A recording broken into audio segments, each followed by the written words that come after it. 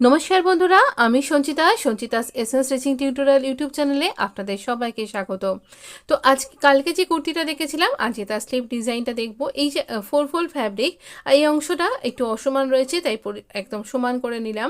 এবারে আমার রয়েছে, দেখুন এখানে 11 ইঞ্চি আমার ফ্যাব্রিক লাগবে।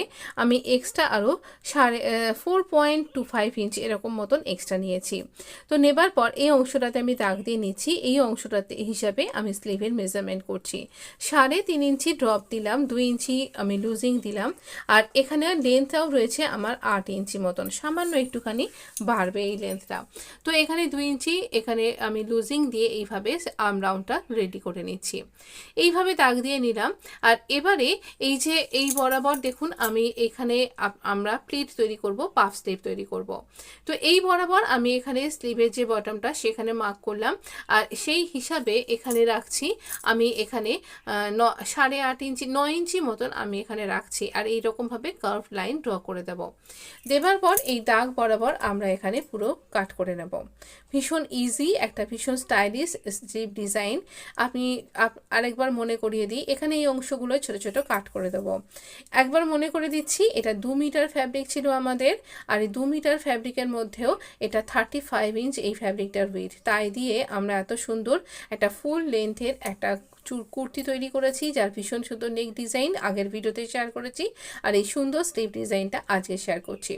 তো এই এক্সট্রা অংশটা কাট করলাম। গরমের দিনে এইরকম পাফ স্লিভ পরতে ভীষণ দেখতে ভালো লাগে।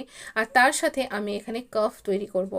তো এই কাফ তৈরি করবার জন্য আমাদের এখানে 4 ইঞ্চিতে একটা মার্ক করছি। এখানে পুরো লেন্থ যা, মানে 6 ইঞ্চি আমি এরকমভাবে এদিক থেকে দেখুন, একটা 6 ইঞ্চির ফ্যাব্রিক আমি এখান থেকে নিচ্ছি।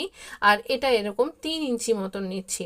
এইরকম 3/6 ইঞ্চ এরকমভাবে এটা ডাবল ফ্যাব্রিক রয়েছে। তো এই ফ্যাব্রিকটাকে আমরা একটা স্কোয়ার ফ্যাব্রিক, একটা রেক্ট্যাঙ্গেল ফ্যাব্রিককে এভাবে কাট করে নিচ্ছি। তো এইরকম একটা টুকরো ফ্যাব্রিক আমরা কাট করছি। ইচ্ছা করলে আপনি এখানে কিন্তু ক্যানভাস আটকে নিতে পারেন।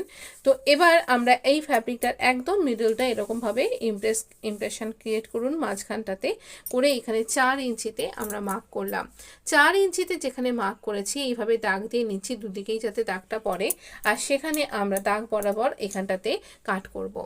এখানে এইরকমভাবে একটা ছোট স্লিট আমরা তৈরি করছি। আর এখানে আমরা স্লিভের মধ্যে প্ল্যাকেট তৈরি করব।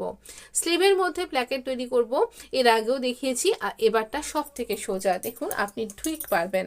এবারে দেখুন এই যে ফ্যাব্রিকটা নিলাম, এই ফ্যাব্রিকটাতে একটা সিঙ্গেল ফোল্ড করব 3টে দিকে। এই যে ধারের 3টে দিক, এই একটা দিক, এই ওপরের দিকটা আর এর পাশের দিকটা একদম সরু করে 1/2 ইঞ্চিরও কম এরকমভাবে আমি ফোল্ড করছি। আর এইরকমভাবে একটা সিঙ্গেল ফোল্ড করে স্টিচ করছি। এইভাবে ডাবল ফোল্ড করবার এখানে এতটুকুনিও দরকার নেই। এইভাবে আমরা এটাকে এরকম রেডি করলাম। এবারে দেখুন এই যে স্লিভের ফ্যাব্রিকটা, যেখানে আমরা পাফ তৈরি করব বলে 4.25 ইঞ্চি এরকম মার্ক করেছিলাম, সেই এক্সট্রা ফ্যাব্রিকটাতে আমরা এখানে এই দেখুন কাট করে নিয়েছি। এই একটা দিকের কাট থেকে আরেকটা দিকের কাট বরাবর আমরা যে চকেরও দাগ রয়েছে দেখা যাচ্ছে। তো এইখানে আমরা প্লিট তৈরি করব। এখানে প্লিটটা একদম ছোট ছোট করে দেবেন, একদম ছোট্ট ছোট্ট করে আমরা এখানে প্লিট তৈরি করছি। তো এইরকমভাবে প্লিট খুব ইজিলি দেওয়া যায় আর খুব সুন্দর দেখতে লাগে। অনেক রকমই প্লিট করেছি এর আগে, আমি পাফ স্লিভে বক্স প্লিট করেছি, এছাড়া অন্য রকমভাবে পাফ তৈরি করেছি। অনেক রকমের পাফ স্লিভ আপনি আমার চ্যানেলে কিন্তু দেখতে পাবেন। আপনি আমার ইজি কাটিং স্টিচিং প্লেলিস্টটা আর স্লিভ ডিজাইন প্লেলিস্টটা যদি একবার ফলো করেন, আর পাফ স্লিভ যদি আপনি পরতে পছন্দ করেন একবার দেখতে পারেন, তাহলে অনেক রকমের পাফ স্লিভ, এমনকি আমব্রেলা স্লিভের সাথে পাফ স্লিভ ইত্যাদি দেখিয়েছি। তো দেখুন এইরকমভাবে আমাদের পাফটা ক্রিয়েট করা হয়ে গেছে। এটা যখন পরবেন না, এই অংশটা এরকম ফুলে থাকবে, দেখতে বেশ সুন্দর লাগবে। আর এবার আমি এখানে এই যে মিডিলে মার্ক করেছিলাম, কাট করেছিলাম, সেই মিডিলে আমরা একটা ডিজাইন তৈরি করব। এখানে এটাকে বসিয়ে দেবো। হ্যাঁ, এটাকে তো এখানে বসিয়ে দেবই, কিন্তু তার আগে এখানে একটা কাজ আছে। দেখুন আমরা এখানটাতে এইরকমভাবে ভাঁজ করে নিলাম। ভাঁজ করে নিয়ে এর মিডিলটাতে মার্ক করছি। দুটো জায়গায় মার্ক করেছি, একবার মাপটা দেখিয়ে দিচ্ছি। এই দেখুন আমি এখানে এই মিডলটাতে এই দেড় ইঞ্চি মতন জায়গায় আর একটা 3.5 ইঞ্চি এরকম মতন মার্ক করলাম। আর আমি এখানে ডোরি লুপ তৈরি করেছি। ডোরি কী করে তৈরি করবেন আমি এর আগে শেয়ার করেছি। তো দেখুন এইরকমভাবে 3 ইঞ্চি করে আমি দুটো এরকমভাবে ডোরি লুপ নিয়েছি। অ্যাকচুয়ালি আমাদের 4টে লাগবে, দুটো করে দুটো স্লিভের জন্য। এই দাগ বরাবর আমরা এখানে ডাবল স্টিচ করে এই ডোরি লুপগুলোকে এরকম উল্টো করে, মানে যে এই যেভাবে আমি দেখাচ্ছি এইভাবে আমরা স্টিচটা করব। এইভাবে স্টিচ করে নেব। আর এখানটাতেও কিন্তু এইরকমভাবে স্টিচ করব, ডাবল স্টিচ করে নেবেন। এরপর আমরা এই যে এক্সট্রা যে অংশটা সেটা কাট করে নেব। না হলে কি করতে হবে আমি এরপরে দেখাচ্ছি। আমি এইটা কাট করতে ভুলে গেছিলাম আপনাকে দেখাতে। তো যাই হোক, এই মিডলটাতে এবার এই যে মিডলের কাটটা এই বরাবর আমরা এখানে রাখবো সেট করে। আর এখানে 1/2 ইঞ্চি মতন সেলাই নেব। আর মিডলের সাথে মিডলটাকে মিলিয়ে পিন দিয়ে আটকে নিলাম। আর এইখানে মেশিনের পায়ের 1 ফুট এরকম একটা গ্যাপ নিয়ে আমরা এখান থেকে স্টিচ করব। এইরকমভাবে স্টিচ করছি। এই কাটিং করা যে কাট করলাম যে আমরা 4 ইঞ্চির যে প্ল্যাকেটটা, তার ধার ঘেঁষে ঘেঁষে মেশিনের পায়ের 1 ফুট এইভাবে আমরা এখানে এইরকমভাবে ইউ প্যাটার্ন করে স্টিচ করে নিচ্ছি। তো এইরকমভাবে যাদের প্ল্যাকেট অন্যরকম স্ট্রিপ দিয়ে করতে অসুবিধা হয় তারা এইরকমভাবে করুন। খুব সহজে আপনি এটা কিন্তু নেক ডিজাইনেও করতে পারেন, ভীষণ ভালো লাগবে। কলার নেক ডিজাইনেও কিন্তু খুব ভালো লাগবে। এবার দেখুন আমি পেন্সিল দিয়ে দাগ দিয়ে দিচ্ছি এরকম এই কর্নারটাতে আমরা এইভাবে কাট করব। এখানটাতে তো আমাদের কাট করা আছে, কিন্তু এখানে আমাদের এই ডোরি লুপের সাথে এটাকে আবার কাট করতে হচ্ছে। তো এখানটাতে খেয়াল করে কাট করবেন যেন অসমান না হয়ে যায়, সাবধানে কাট করুন। আর এই কর্নারটাতেও ঠিক করে কাট করুন যেন আপনার সেলাইটা কাট করে না যায়। এইভাবে আমরা এটাকে টার্ন করব। আর এইখানে যে দেখুন সেলাইটাকে আমি এরকম পাশে সরিয়ে দিয়েছি আর সেলাইয়ের উপর দিয়ে একটা টপ স্টিচ লাগিয়ে নিচ্ছি। এতে করে কি হবে, সেলাইটা হাইট হয়ে যাবে, সোজা দিকেই সেলাইটা দেখা যাবে না, আর একটা খুব ভালো সুন্দর এফেক্ট হবে। এই যে ডরিগুলো কাটতে ভুলে গেছিলাম এক্সট্রাটা, আর এটা এখানে সেলাই হয়ে এদিকে চলে এসছে, তাই এখান থেকে এখানে কাট করে দিচ্ছি। তো আপনিও যদি ভুলে যান তাতে এমন কোনো অসুবিধা নেই, এই অংশটা একেবারেই দেখা যাবে না, ভেতরে হাইড হয়ে যাবে। তো এরকম কোনো হতেই পারে আপনি কাজ করতে করতে ভুলে গেছেন, সেক্ষেত্রে এভাবে কাট করবেন। এই দেখুন আমাদের ডরিটা কি সুন্দরভাবে বেরিয়ে এসছে। আর আমি এটাকে সাইডে সরিয়ে দিলাম। আর এইবার আমরা এখানটাতে একটা এই যে ভেতরের দিকে এইবার এই ফ্যাব্রিকটাকে রেখে স্টিচ করব। এখানে যখন স্টিচ করবেন ইচ্ছা করলে আপনি হেমও করতে পারেন। এখানে যখন স্টিচ করবেন তখন খেয়াল রাখতে হবে তলার দিকে ফ্যাব্রিকটা যেন টান টান হয়ে থাকে।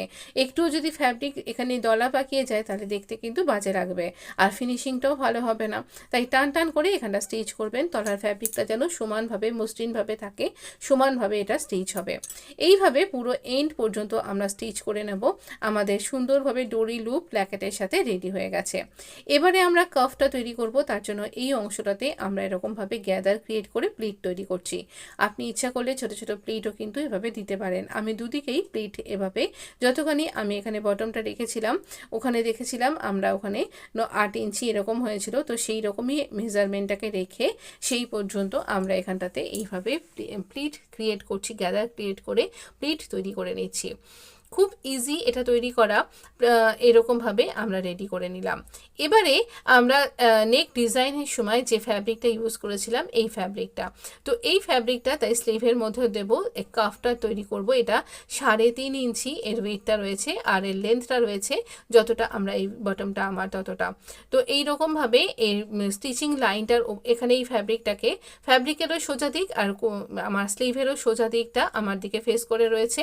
আর যে স্টিচিং লাইনটা দিয়ে আমি এতক্ষণ প্লিটগুলো তৈরি করলাম সেই স্টিচিং লাইনের উপর দিয়েই আমরা স্টিচ করব।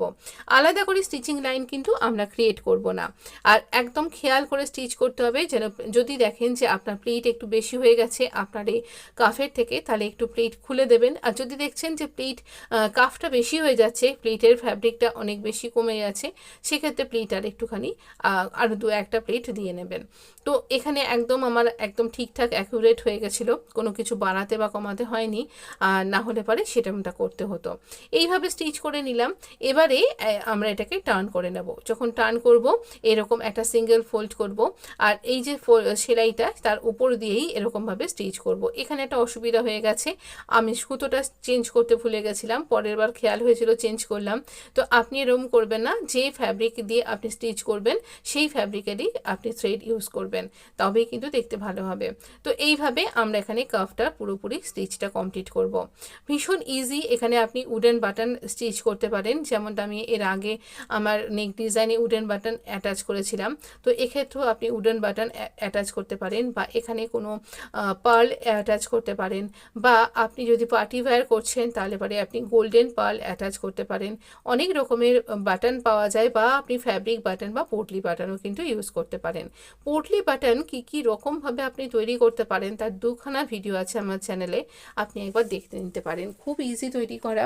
তো এই রকমভাবে আমরা এখানে ইজিলি কাফটাকে স্টিচ করব, আর এরপর আমরা এই কিনারাটাতে কিন্তু স্টিচ করতে ভুলবো না। এই কিনারা যদি আপনি স্টিচ না করেন আপনার স্টিচিং লাইনটা কিন্তু অসম্পূর্ণ থাকবে, তাই অবশ্য করেই এখানটাতে স্টিচ করবেন। ইচ্ছা করলে এখানে লেসও অ্যাটাচ করা যায়, আমি এখানে কোনো লেস ব্যবহার করিনি, কারণ নেক ডিজাইনেও কোনো লেস ব্যবহার করা হয়নি।